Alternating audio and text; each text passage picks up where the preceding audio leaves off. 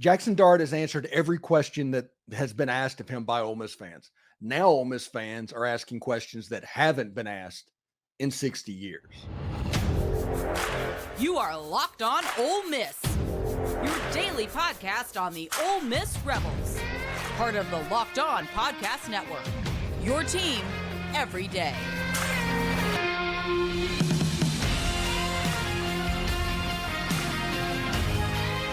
Hi, I'm Stephen Willis, a former staff member at Ole Miss and a 10-year veteran member of the national media with Yahoo Sports. Thank you very much for tuning in today.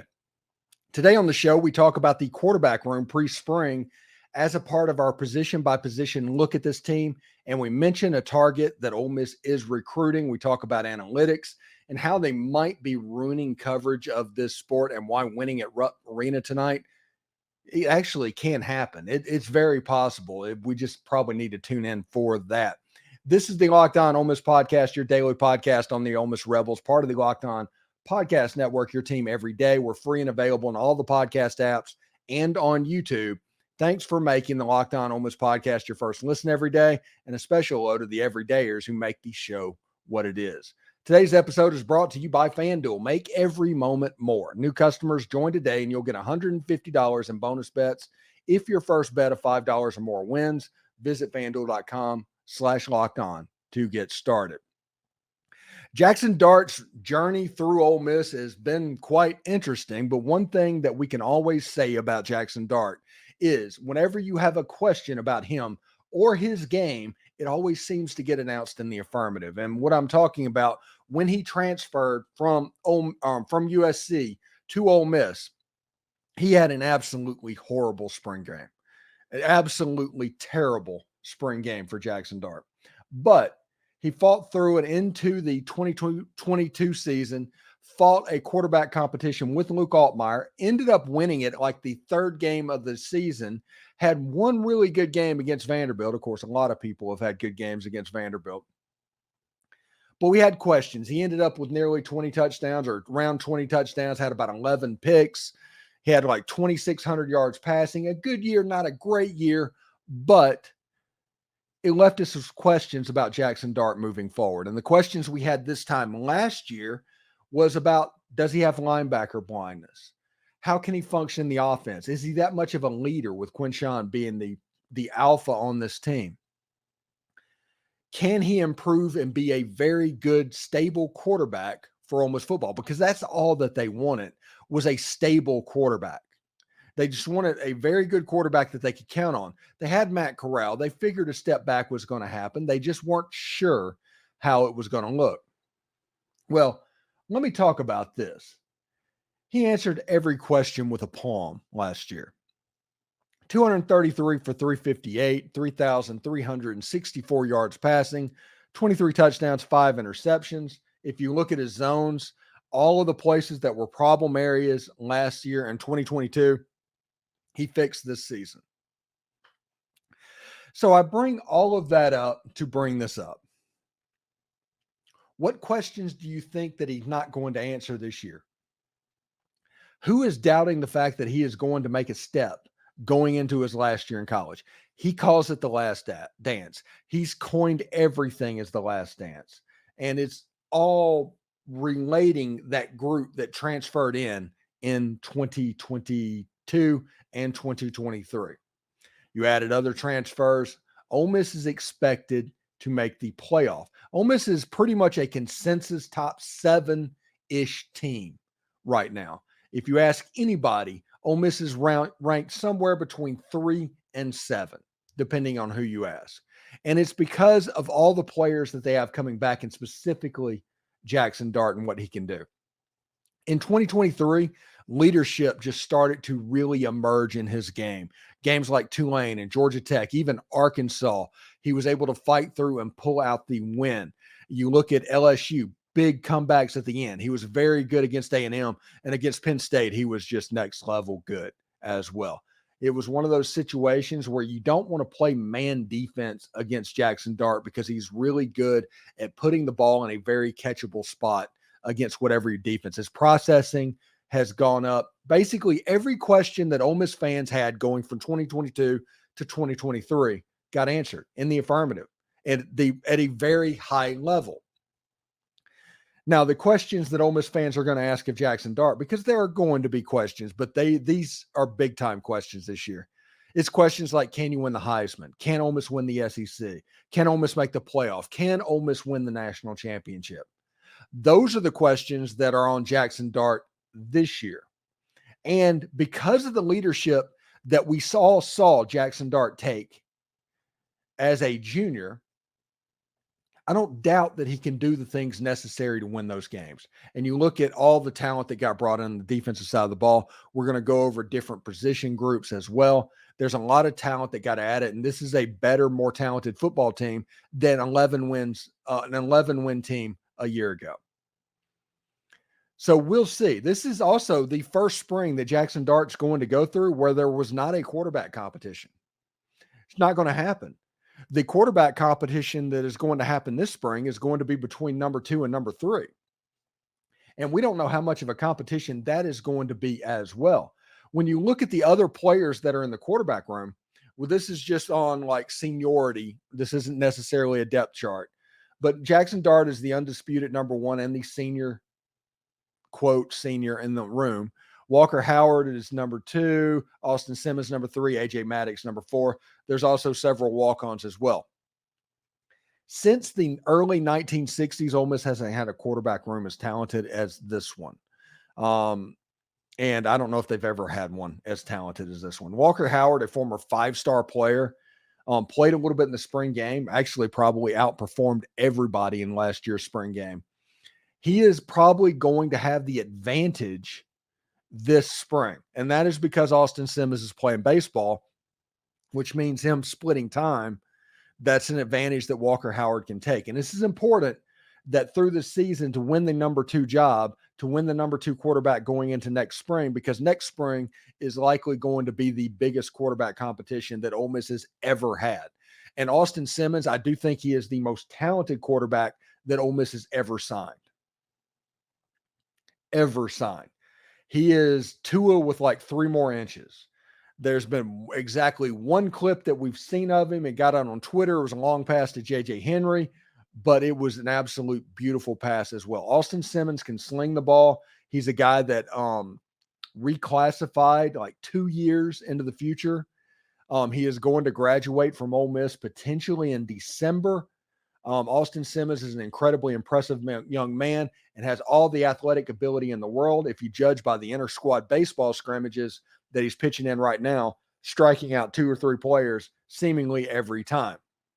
But him and Walker Howard, this is going to be a big competition through this spring to get the number 2 position. Walker Howard has a chance to be very good as well. If you look at Walker's high school film, he looks like a really mobile 5-star. It flashes like absolutely crazy. So him and Walker Howard, him and Austin Simmons, 2 extremely talented guys. The young guy in the room is AJ Maddox, the quarterback out of Oak Grove. This is a really good football player. He reminds me of a slightly slower, slightly less arm strength Jaden Daniels, but that is going to get a little bit faster. He's going to get a little bit stronger when he's in college. The sky's the limit for him as well. Now, it's a situation. Those are the 4. And we're always talking about other quarterbacks, and everybody's like, why are we recruiting quarterbacks? We're fine. You're never fine at quarterback. You never are. There's always going to be one year, and you can count on it, to where you get absolutely decimated by the transfer portal. You want a starter, you want a backup, and you want a young guy to groom for a 3 deep. And at any given moment, a quarterback could transfer away. And so you want to recruit as many as you can and keep that room as stocked as possible just for your own benefit. Because if the transfer portal turns on you, it can get ugly really quick. And if you want to see what a bad team can look like with bad quarterback play, which Ole Miss usually has good quarterback play, look at the Ole Miss 2011 team. You know, nothing against Zach Stout, but Ole Miss struggled that year and ended up 2-10, a 2-win team. It's the worst season of my lifetime. That happened because quarterback play got decimated. So you have to be careful in the transfer portal age. Now, When we come back, thank you again for making the Locked On Ole Miss podcast your first listen of the day. We're just getting started. For those of you who have not seen Deuce Knight, you're in for a treat next.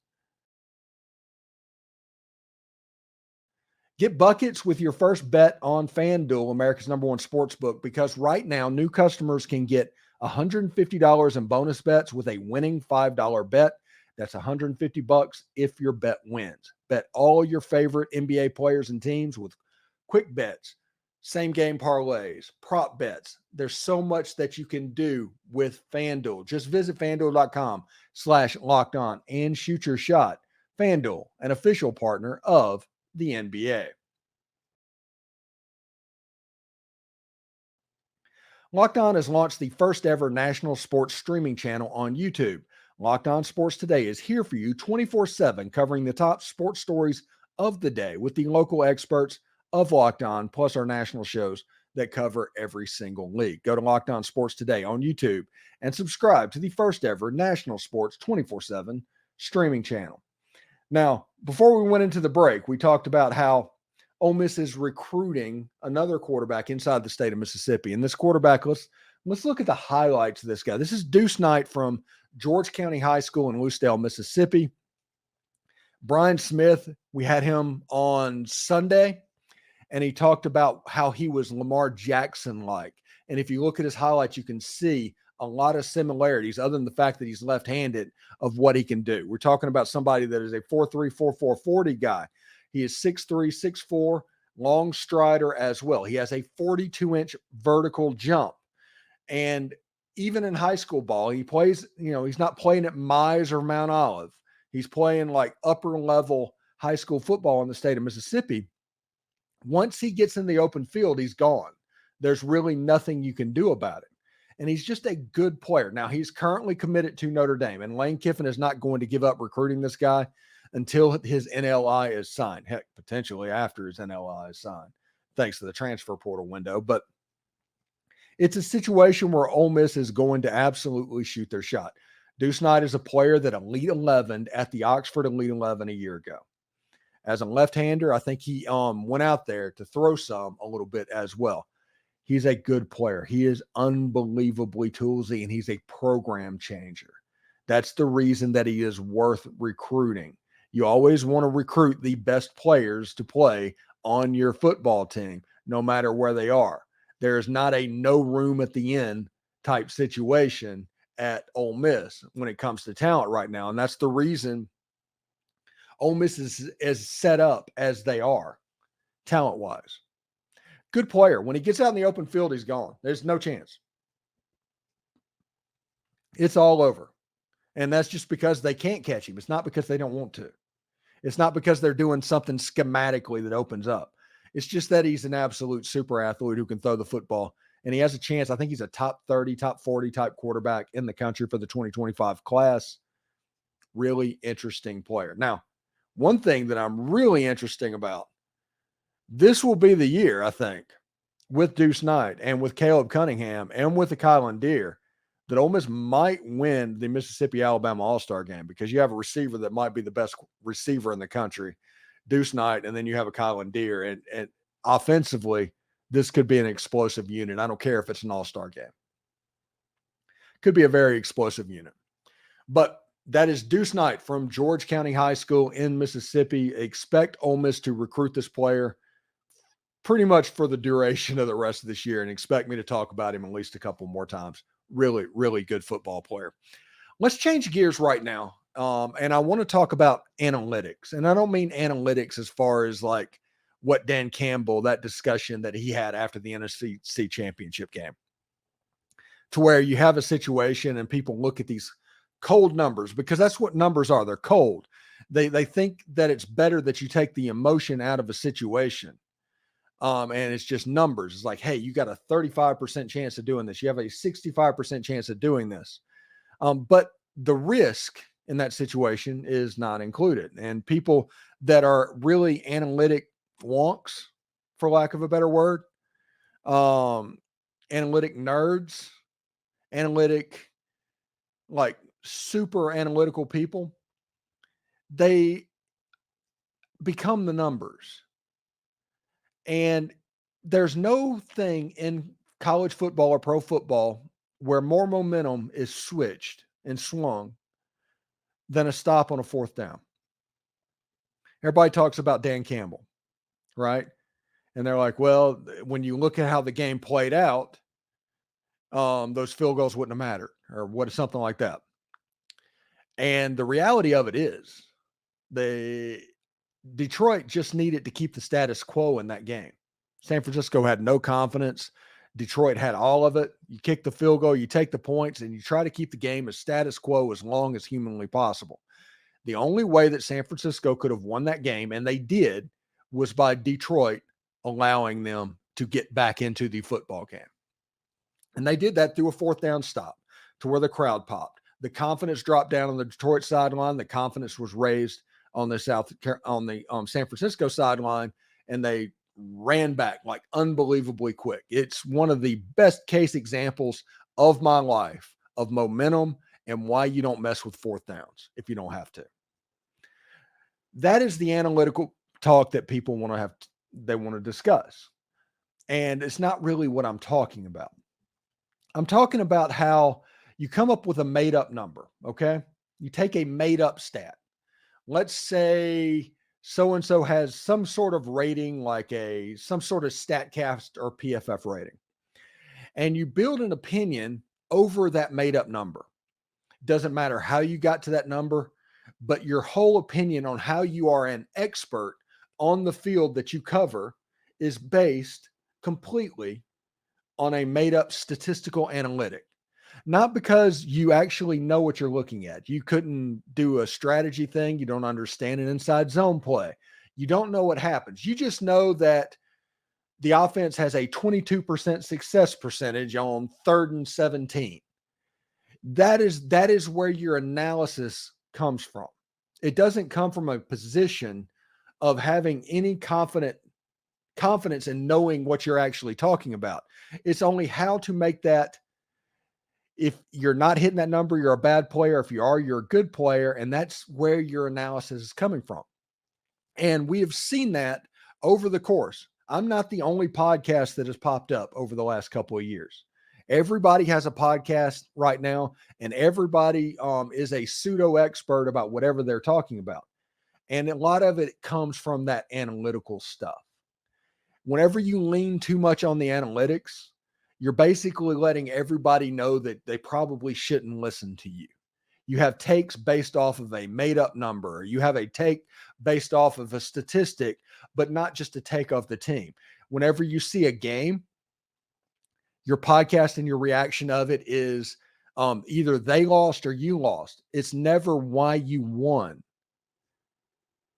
It's all about a mistake. It's all about a criticism. It's all about a contrarian opinion over whatever a societal norm is. It's not about actually seeing and understanding what has happened. And that's fine. There's going to be takes for everything. There's Skip Bayless, there's Stephen A. Smith, all the way down to random person on YouTube. Okay. But my ask for everybody is just to take everything with a grain of salt. Try and have fun with that. And the way we try to have fun is by talking about what we can do. We talk about what we did, how we won the game. We want to concentrate on that because that's so much better than the other side. Because the other side is based off the probability that eventually you're going to fail. If I sat here and predict every game is a loss, if I predict everything is going to go poorly, the probability is in my favor for that because playing sports is hard.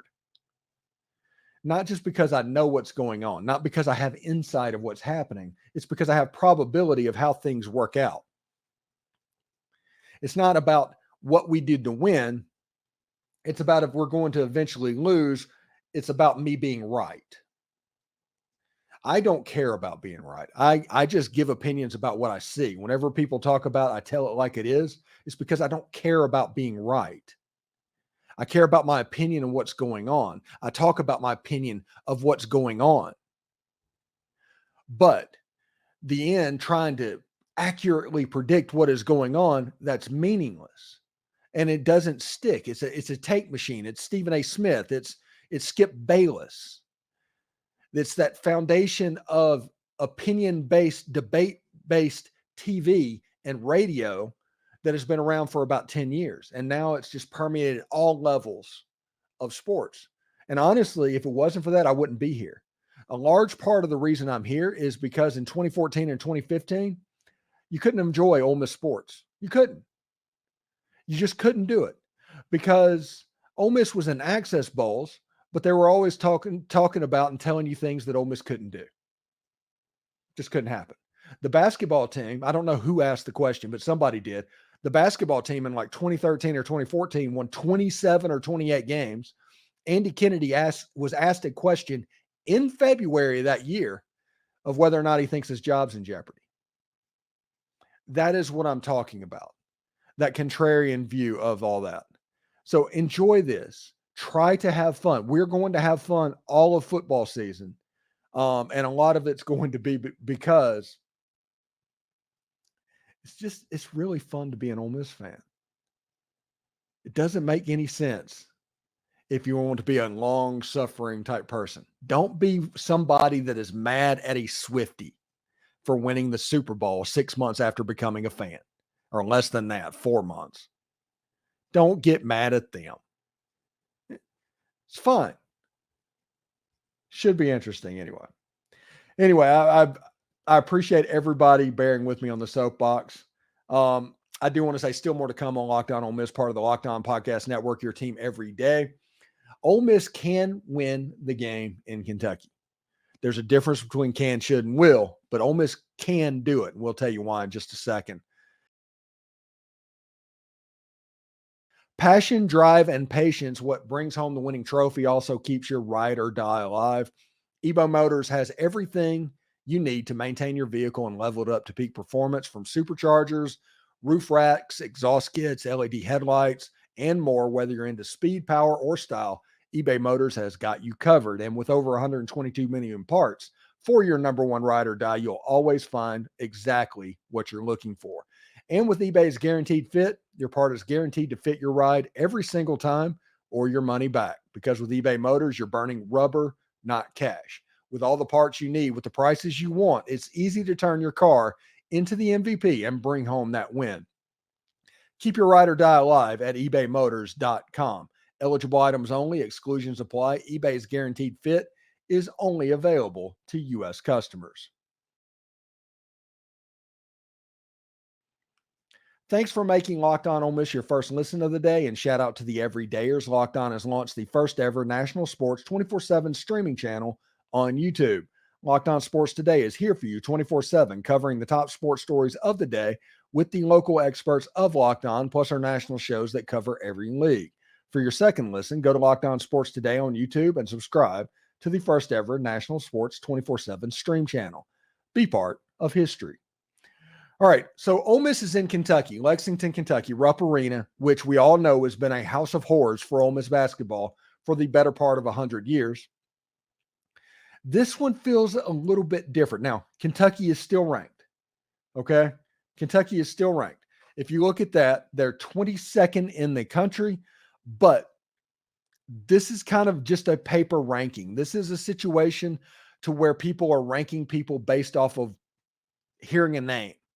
They're not really doing it off of analysis. In the last 6 games, Kentucky's lost 3 or 4 games, including against Florida, which is Ole Miss's best win that they've had this season. That was in Rupp Arena, by the way.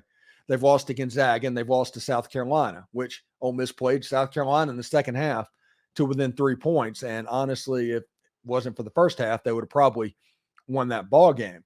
But Kentucky has lost 3 straight basketball games at home. Why is that important? Well, Kentucky has not lost 3 games in Rupp Arena since like 1976 in January, nearly 50 years ago, since Kentucky lost 3 games in a row in Rupp Arena. And with Auburn on deck at Neville Arena for Kentucky on Saturday, Tuesday has become a must-win for Kentucky. Now, I fully expect Kentucky to come out there completely jazzed and playing completely above their head. But if not, think about what this means. They've lost like 3 of 5, maybe 4 of 6, but we'll just go with 3 of 5 for the heck of it. They lose to Ole Miss, that's 4 of 6. Then they go to Auburn, that's probably a game. That's 5 of 7 that Kentucky could have lost. The program would be an absolute tailspin. The fans are absolutely nuts. Now, it costs like $100 million to fire Calipari. They're not firing Calipari. They have bit off way more than they can chew in that situation. But because of that, there's a couple of things that are playing on Ole Miss's side right now going into this game. Well, I realized what Ole Miss did in the first half against South Carolina, and I realized what they did in the second half against Auburn. That was probably the worst 40 minutes in Ole Miss basketball since last season. But Auburn on Saturday makes Ole Miss a little bit of a sandwich game, and all of the Kentucky players have been pointing to that win. They realize the atmosphere and thing that's going to happen in that arena. That makes the Ole Miss game a little bit of a sandwich game. I realize that Kentucky is going to come out and play well. They're going to play hard, but it kind of lets you know what's going on. They do have the outside shooter, Shepard. They have the big guy who's kind of the Djokovic clone. So we'll see exactly what they do. But another advantage that Ole Miss has is Kentucky's confidence cannot be good right now. Can't be. Human nature says that it's not. You need a lot of good to go your way to get that confidence back. Now, Ole Miss could be the get-right game this week for Kentucky to get ready for the Auburn game. Not saying that can't happen. I'm saying that if Ole Miss is in this game, they do in the first half what they did to the Auburn Tigers, which they couldn't quite ever stretch it out to a big enough lead. But if they do that, the mentality of Kentucky, you might be able to get them. You might be able to get that elusive win in Rupp Arena because it's there. It can happen. And I mention all the time, there's a difference between can, should, and will. But Ole Miss going to the game, they shoot well, they take care of the basketball, they play defense, and they rebound in a way where it looks like they're not allergic to loose balls. I think they have a chance to do something pretty special in that game. Kentucky's gettable on tonight. They are absolutely gettable. I'm not saying they will. I'm saying they can. But it's going to take them playing defense. It's going to take them rebounding, and it's going to take them taking care of the basketball, all while playing in front of, 24,000 fans? Some astronomical number. So we'll see exactly what's going on. And I mean, it's weird for me to say, but Kentucky in this game is absolutely gettable. Anyway, thanks for making the Locked On Ole Miss podcast your first listen. Every dayers basketball season is in full swing. Baseball is getting ready to start. And as we wait, the most anticipated football season at Ole Miss, maybe ever, is here. And you can hear about all of it right here on this channel. But for your second listen, Locked On has launched the first ever national sports 24/7 streaming channel on YouTube. Locked On Sports Today is here for you 24/7, covering the top sports stories of the day with the local experts of Locked On, plus our national shows covering every single league. For your second listen, go to Locked On Sports Today on YouTube and subscribe to the first ever national sports 24/7 stream channel. For those of you on YouTube, we'll send you there right now. Howdy toddy, everyone.